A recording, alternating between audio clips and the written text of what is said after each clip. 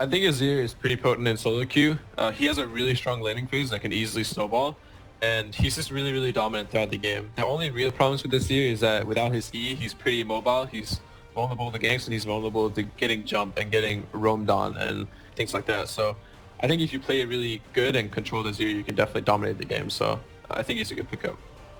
As long as you're not against a super dominant laner like Syndra, you can pretty much push anyone out of lane. Every single time your WQ combos up, as long as you have two soldier stacks on your W, I recommend playing aggressive with the Q, since you always have the escape W backwards and E. So I recommend on Azir just playing super aggressive, but always be wary of the jungler. He wins pretty much any 1v1 matchup, but can easily be influenced by the jungler.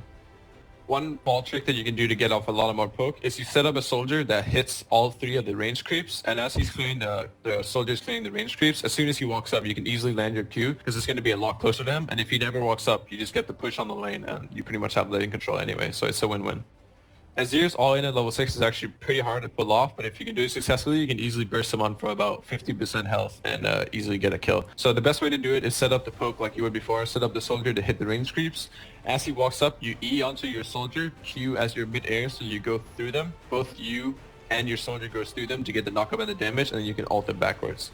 It's a really hard combo to pull off, but in situations it can really pay off and definitely win you the line.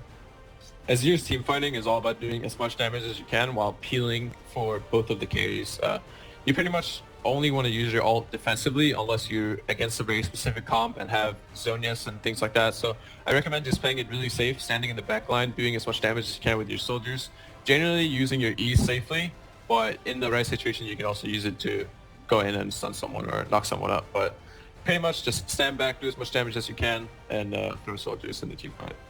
One really good tip for Azir is what Reddit likes to call the magical journey. It's when you E towards your soldier, and as you're in air, you use your Q to extend the range by a lot. It makes your dash a lot longer. It can make you dash over even multiple walls at some points in the jungle, and it's also really helpful for things like engaging, all-inning in lane, like I was saying earlier. It's something you have to master on Azir, and it can be hard to pull off, especially if you have higher ping, but just keep practicing at it. It's really what you need to be able to do when you play Azir. I think another thing that people neglect a lot is when to use the turret on Azir. If you use a turret at the wrong time, you're pretty much just going to give the enemy free gold. They're just going to walk up and kill it. It doesn't take more than like 5 to 10 autos, but it can really make a huge difference. If you're going down mid lane sieging and you set the turret behind you, it can really cover a lot of ground and can make sure that you're not going to get flanked or engaged from the behind. For the Azir runes, I generally run Magic Pen Reds, HP Scaling Yellows, CDR Scaling Blues, and AP Quints.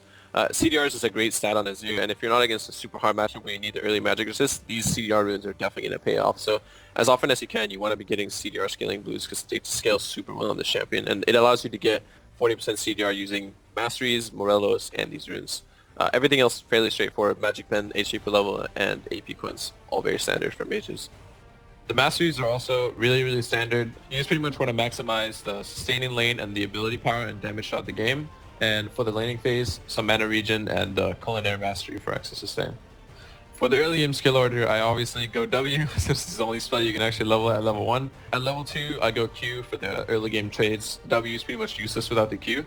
And level 3, if you feel like the jungler might gank, you should go E. If you're looking for even more lane dominance, you can go for another level in Q. After that, max Q in W into E, just the most overall damage possible. On Azir, I usually run Heal or Barrier and the occasional Exhaust. Azir already has amazing damage output, and all he really needs is to be able to survive longer. Every single second you live longer, you do a lot more damage. So focus on having the defensive summoners, and if you're against a heavy burster, Barrier might be the way to go. For the C item build, you pretty much always want to be summoning with Doran's Ring, because you do have a lot of lane control early, and it helps you get the early push for the level 2. After Doran's, you want to get Morelos or Athenes as soon as possible. Generally Morelos where you get the Phoenix Codex first, but if you're in a hard matchup where you need the MR, say an assassin like the Block or Fizz, you can't go for the Athenes. After Morello, there's a couple different choices you can go. You can go Deathcap or Voice Staff for straight damage. Some people prefer Ludens right after Morello. It's really up to what you like. If they have heavy magic damage, you can go for Abyssal if you're going more close range against the magic damage champions, and you can go Zonias if they have a lot of physical damage. But in the end, you pretty much want to mix between all these items, and the way you build them depends on the game.